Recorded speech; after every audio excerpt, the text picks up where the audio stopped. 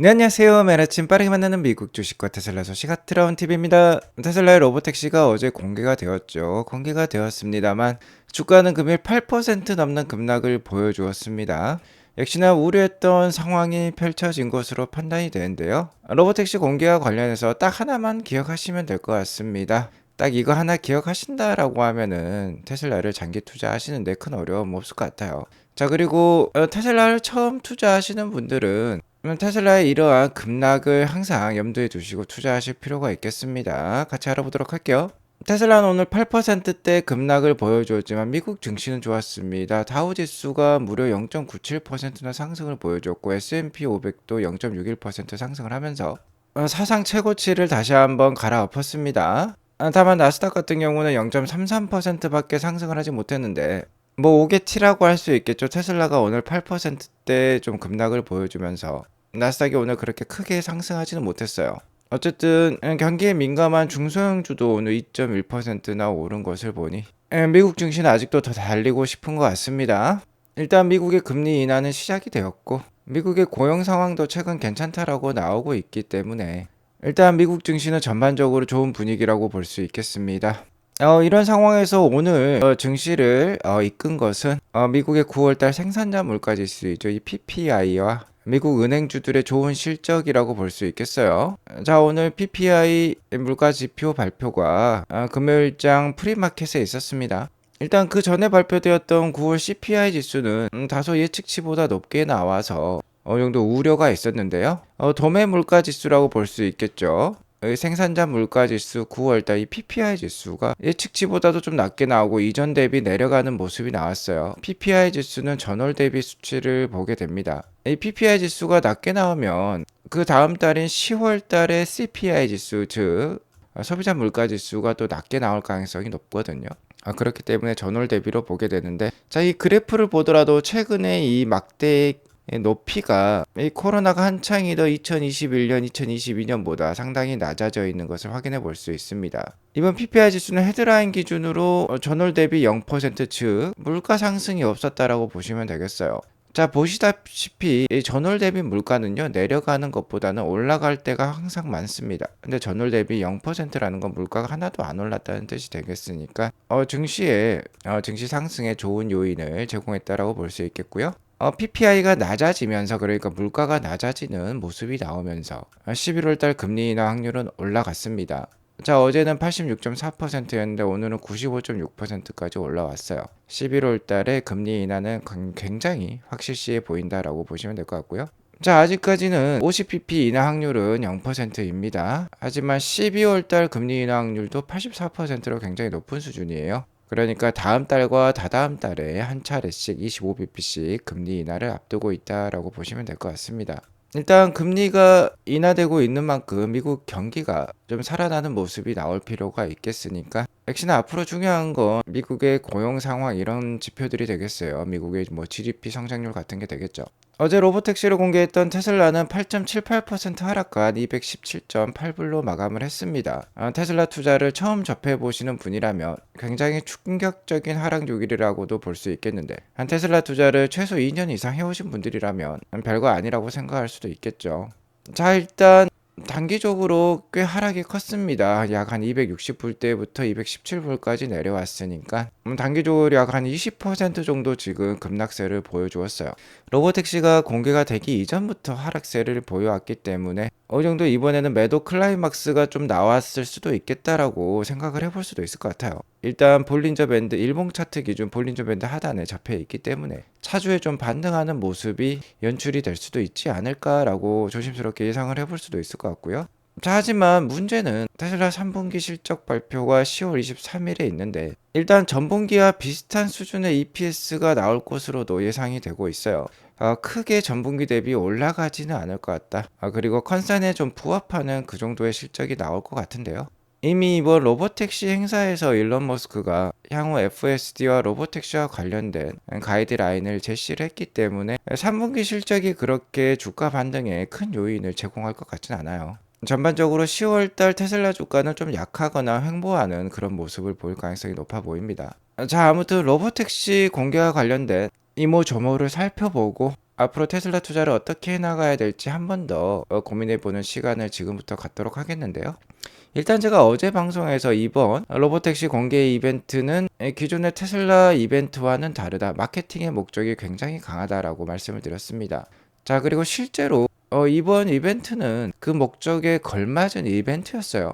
일단 옵티머스까지 출동하면 좋겠다라고 했는데 옵티머스가 어제 20대나 나와서 인간과 상호 교류하는 그런 멋진 모습을 연출하기도 했습니다. 물론 3세대 모델은 아니었어요. 2세대 모델이었지만 굉장히 발전한 수준의 모델을 보여주었고 3세대 모델에 이렇게 유려한 손동작까지 보여줬어요. 이는 3세대 모델의 지금 손가락, 손의 모양입니다. 굉장히 다양한 움직임을 보여줄 수 있는 그러한 형체도 보여주었고요. 정말 제목에 걸맞은 상황들을 연출해 주었어요. 제목이 위 로봇으로서 2004년 작품이었나요? 이 윌 스미스가 출연한 이 아이 로봇의 오마주와 같은 그런 모습을 많이 보여주었습니다.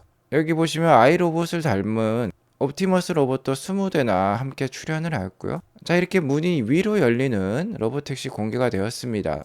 컨셉 모델 수준을 넘어서서 양산형 모델스러운 그런 굉장히 완성도 높은 모델이 나왔어요. 자, 그리고 여기 보시면 로봇을 실어 나르는 자율주행 버스가 있는데 이것과 정말 흡사한 실제 로보밴이 나왔습니다. 먼저 로보택시부터 살펴보면 팔콘 윙 도어처럼 위로 올라가는 도어가 채택이 되면서 굉장히 유려한 멋진 디자인을 뽐내고 있어요. 미래지향적인 디자인이라고 볼 수 있겠고, 자, 여기 보시면 당연히 로보택시이기 때문에 사이드 미러는 없습니다. 그러니까 더욱더 디자인이 깔끔하다라고 볼 수 있겠고요. 실제 일론 머스크의 이 탑승 영상을 보면 문이 스스로 열립니다. 사람이 다가오면 문이 스스로 열리고요. 스스로 닫혀요. 굉장히 필요한 기능이라고 볼 수 있겠죠. 자, 사람이 손 하나 까딱할 필요가 없는 것입니다. 핸드폰으로 로보택시를 호출을 하게 되고 탑승을 하게 되면 문도 스스로 열렸다 닫히고, 자, 목적지만 입으로 말해주거나 아니면 핸드폰 앱에다가 목적지를 사전에 입력해 놓으면 알아서 가는 겁니다. 정말 편리한 미래 세상이라고 볼 수 있겠죠. 로보택시이기 때문에 당연히 내부에는 핸들과 페달이 없습니다. 가운데 대형 디스플레이만 있을 뿐이고 거추장스러운 게 빠지니까 굉장히 넓고 쾌적한 좌석을 만들어냈어요. 자, 그리고 트렁크도 굉장히 넓습니다. 이렇게 트렁크가 넓게 되면요, 인간의 이동 수단이 될 뿐만 아니라 물건의 이동 수단이 될 수도 있을 것 같아요. 어제 물론 맥도날드라든지 피자가 배달되는 모습이 연출이 되진 않았습니다만 추후에 충분히 여러 배달 업체들이 대량으로 구매해서 실제 배달에도 사용이 가능할 것 같습니다. 자, 그리고 어제 행사에는 군데군데 다양한 포스터가 이렇게 전시가 되어 있었어요. 어제 보시면은 이웃집 토토로를 패러디한 것 같은 포스터가 하나 있었는데 My Neighbor Optimus라고 적혀 있어요. 여기 보시면 옵티머스 로봇이 우산을 쓰고 써 있는데 옆에 이 뭔가 냉장고 같이 생긴 이 물건이 굉장히 궁금했었습니다. 이게 뭘까요? 자, 이는 미래에서 온 듯한 로보밴의 출시였습니다. 여기 보시면 이렇게 가로로 줄이 있는 디자인이 굉장히 이 물체와 닮았다라고 볼 수 있겠어요. 바로 이렇게 로보밴이 되겠는데 정말 상식을 뛰어넘는 그런 디자인이라고 볼 수 있겠죠. 이게 바로 미래형 버스가 되겠습니다. 굉장히 쾌적한 내부 모습을 보여주고 있어요. 이렇게 마주 앉아서 가족끼리 친지끼리 대화를 나눌 수도 있고요. 뒤에는 당연히 대형 디스플레이가 있겠죠. 나중에 이렇게 스쿨버스로도 활용이 될 수도 있겠습니다. 자, 그리고 일론 머스크가 얘기를 해주기를 여기 보시면 바퀴가 보이지 않아요. 그리고 굉장히 이 지상고가 낮다라고 볼 수 있겠는데 차체가 거의 바닥에 붙어서 가는 듯한 모습입니다. 바퀴가 보이지 않으니까 굉장히 더 세련된 모습을 자랑하는데요. 도로 조건에 따라서 자동으로 이 서스펜션을 조절할 수 있다라고 합니다.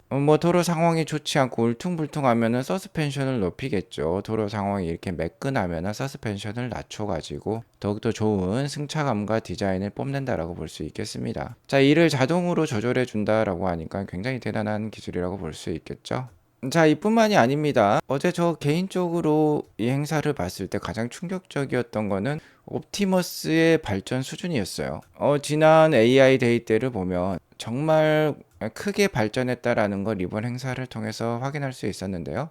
자, 어제 이렇게 일단 옵티머스가 쏟아져 나왔습니다. 약 한 20대 정도가 어제 행사에 투입이 된 것으로 확인하고 있는데 인간의 걸음걸이와 거의 유사한 그런 부드러운 걸음걸이를 일단 보여주면서 출연을 하고 있어요. 자, 이렇게 춤도 굉장히 잘 춥니다. 저보다 훨씬 잘 추는 것 같아요. 춤도 잘 추는 그런 부드러운 모습을 보여주고 있고, 인간과 상호작용을 하면서 이렇게 음료까지 만들어내고 있습니다. 실제로 원격 조정을 하는 게 아니라요, 교육을 받은 것 같아요. 교육받고 이렇게 지금 실제로 음료를 만들어내는 모습이 나오고 있고요. 음료를 만들어서 지금 제공을 하고 있죠, 사람에게. 음료를 만든 다음에 이렇게 사진도 찍습니다. V 사인을 해달라니까 V 사인까지 해주고 있어요. 뭐 인간과 다름없죠. 다른 손동작까지 하고 있습니다. 대화도 할 수 있고 이렇게 인간이 해달라는 것을 지금 해주고 있는 모습이 확인이 되고 있어요. 자, 이렇게 가위바위보도 할 수 있습니다. 가위바위보를 하자니까 실제로 가위바위보도 하고요. 가위바위보를 하다가 지니까 이렇게 감정도 표현합니다. 좌절하는 모습이 나오고 있어요. 주먹을 내고 졌죠. 고개를 흔들고 있습니다. 무엇보다 어제 제가 굉장히 놀랐던 건 옵티머스가 해피 버스데이 노래를 불렀다라는 거예요. 지금 옵티머스가 대화를 하고 있죠. 예.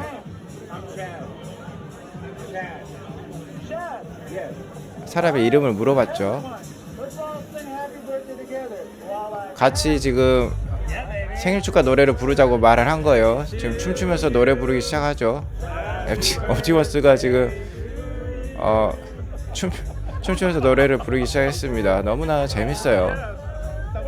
같이 생일 축하 노래를 부르자고 한 거예요.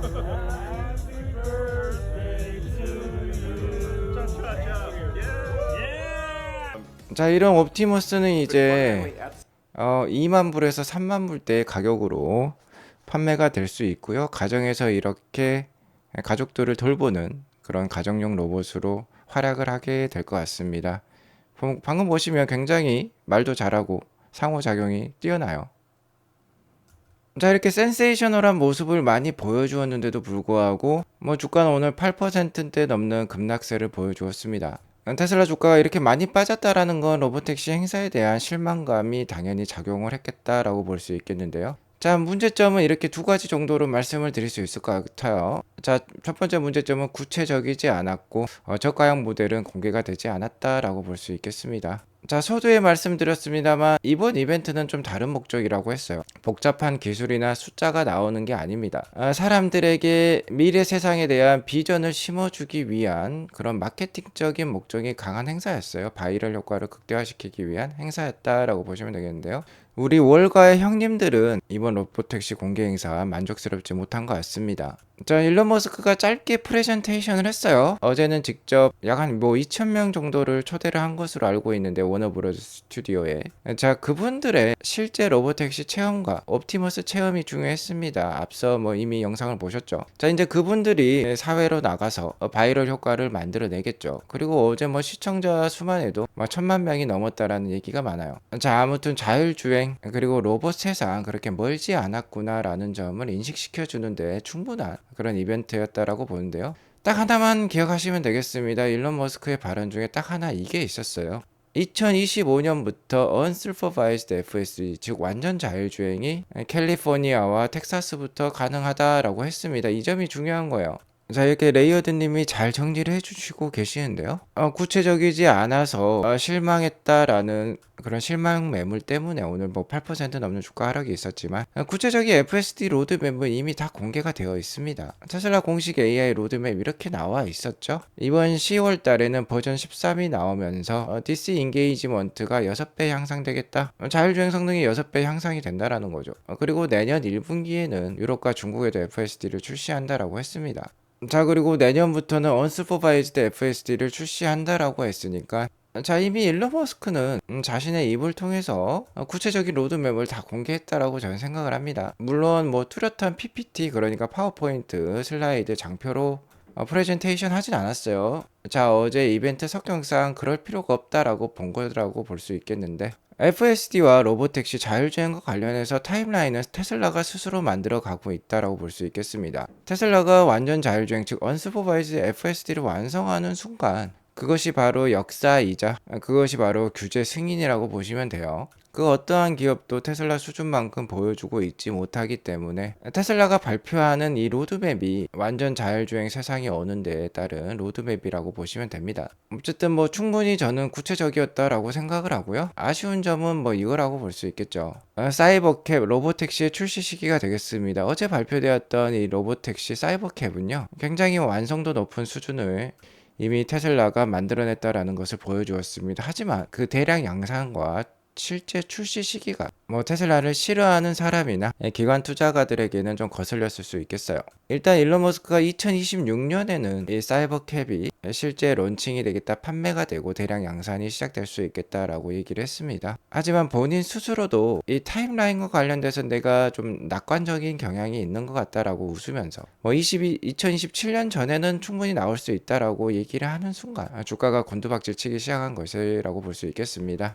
아크 인베스트먼트에 따르면 이 로보택시 출시 시기가 2025년이 될 가능성이 58%로 가장 높은 수준을 보여주었는데, 자, 이것보다도 1년 또는 2년 정도 늦어질 수 있다라고 하니까 실망 매물이 어느 정도 나온 것 같습니다. 자, 하지만 아크 인베스트먼트의 이 문구를 자세히 읽어볼 필요가 있는데요. 바로 로보택시 커머셜라이제이션이라고 적혀 있어요. 자, 로보택시 출시 시기가 아닙니다. 로보택시로 상업화 시기라고 볼 수 있겠는데, 다행스럽게도 일론 머스크는 이러한 발언을 했죠. 즉 내년에는 이 사이버캡이 나오지는 않습니다. 즉 로보택시 전용 모델은 나오지는 않겠지만 모델 3와 모델 Y가 내년에 언슈퍼바이즈드 FSD 달성할 수 있다라고 했죠. 텍사스와 캘리포니아부터 된다라고 했습니다. 자, 그렇게 되면 상업화 시작이라고 볼 수 있겠어요. 내년에 언슈퍼바이즈드 FSD가 달성되는 순간 아크 인베스트먼트가 예측한 대로 2025년 말이나 2026년 초가 되면 실제 로보택시 사업이 시작될 수 있겠습니다. 자, 그러니까 이 사이버캡으로 하는 게 아니라 모델 3와 모델 Y로 우선 한다라는 거예요. 아마 일부 국가부터 뭐 캘리포니아랑 텍사스 같은 게 되겠죠. 유료 플릿, 그러니까 로보택시 사업을 가동할 수 있는 앱을 제공할 것 같습니다. 그러면 테슬라 자체적으로 보유하고 있는 모델 3, 모델 Y도 있겠지만 일반 개인들이 소유하고 있는 모델 3, 모델 Y의 로보택시 사업도 시작이 될 수 있을 거예요. 자, 그렇게 되면 가뜩이나 뭐 신규 모델이 없다라고 하는 이 테슬라에게 있어서 굉장히 좋은 요인이 되겠죠. 아무래도 모델 3와 모델 Y를 대량으로 구매해서 로보택시 사업을 하고 싶은 그런 개인과 업체들이 많이 늘어날 것으로 봅니다. 그러면 뭐 금상첨화라고 볼 수 있겠죠. 기존의 모델 3Y도 판매가 많이 될 뿐더러 테슬라의 로보택시 서비스 매출도 본격화될 것입니다. 자, 그리고 아마도 저가형 모델은 이 로보택시 사이버캡의 출시 시기와 맞춰서 대량 양산이 될 가능성이 크지만 뭐 내년에도 일단은 나올 수도 있어요. 어쨌든 저가형 모델 2는 어제 발표가 되진 않았습니다. 자, 어쨌든 다시 한번 FSD 로보택시와 관련된 로드맵 정리사항에 대해서 말씀을 드리자면, 자, 내년 1분기, 그러니까 내년 초가 되면 중국과 유럽의 FSD가 우선 출시가 될 거예요. 자, 그 다음에 텍사스와 캘리포니아부터 언슈퍼바이즈드 FSD가 출시가 될 것입니다. 그게 바로 내년 뭐 4분기, 늦어도 4분기가 되겠죠. 언슈퍼바이즈드 FSD가 나왔다라는 건 완전 자율주행이 달성되었다라는 의미가 되겠습니다. 자, 그러면 이제 정말 게임이 끝나는 거예요. 딱 1년 남았다라고 보시면 되겠습니다. 그러니까 테슬라를 제외한 뭐 현대 기아차라든지 GM의 크루즈, 구글의 웨이모와 같은 기업에게는 딱 1년이 주어졌다라고 보시면 되겠어요. 1년 안에 테슬라만큼 완성도를 끌어내지 못하면 경쟁은 끝, 게임은 끝이라고 보시면 되겠습니다. 솔직히 뭐 3년, 4년 동안 테슬라를 투자하신 분들은 좀 희망 고문이 될 수도 있을 것 같아요. 아직도 1년 더 저축할 기간이 남았다라고 생각을 하고 마음을 좀 추스리시면 좋을 것 같습니다. 여러분, 아무튼 이 둘 중에 어떠한 로보택시를 사실 건가요? 그리고 무엇을 타실 건가요? 구글 웨이모의 로보택시는 최소 10만 불이 넘습니다. 20만 불까지 하기도 해요. 자, 그리고 일부 도심에서밖에 작동을 하지 않습니다. 하지만 테슬라의 로보택시 사이버캡은 3만 불 이하의 가격을 보일 것이고, 정말 이렇게 미래형 디자인에 문도 위로 올라가죠. 어디서나 작동을 합니다. 자, 그리고 정말 대박인 점은 스스로 충전할 수 있어요. 스스로 무선 충전이 가능하고요. 차도 로보택시는 스스로 이렇게 청소가 될 것으로 지금 예상이 되고 있습니다. 이렇게 디스플레이도 닦아주죠, 로봇들이.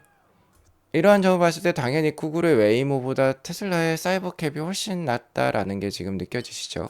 다만 꼭 아셔야 될 사항이 테슬라는 이런 굵직굵직한 행사가 있을 때마다 그 이후에 주가가 안 좋았습니다. 서문에 사서 뉴스에 팔자가 굉장히 큰 주식이고, 자, 이에 따라서 주가 변동성이 굉장히 커요. 테슬라가 처음이라면 이해하실 필요가 있습니다. 최근에 모델 Y 주니퍼가 유럽에서도 이렇게 테스트되는 장면이 나왔어요. 보시면 위장막에 둘러싸여 있는데 차량 후면 번호판이 기존의 모델 Y는 여기 중간에 있고 신규 모델 Y는 이렇게 밑에 있습니다. 그러니까 당연히 신규 모델이라고 우리가 확인을 해볼 수 있죠. 다르죠, 디자인이. 스페인에서 발견이 됐다라고 해요. 자, 내년에 언슈퍼바이즈드 FSD가 나오고 이미 새로운 모델 3가 판매가 되고 있고 모델 Y마저 업그레이드가 된다라고 하면 언슈퍼바이즈드 FSD와 함께 정말 불티나게 팔릴 수 있을 거예요. 내년을 기약을 하면서 마음을 잘 추스리고 계속 잘 투자를 해 나가시면 좋겠습니다. 오늘 이것으로 방송을 마치도록 하고요. 오늘 방송이 도움이 되었으면 구독과 좋아요 알람 설정 꼭 눌러주세요. 행복한 하루 되시기 바라겠습니다. 감사합니다.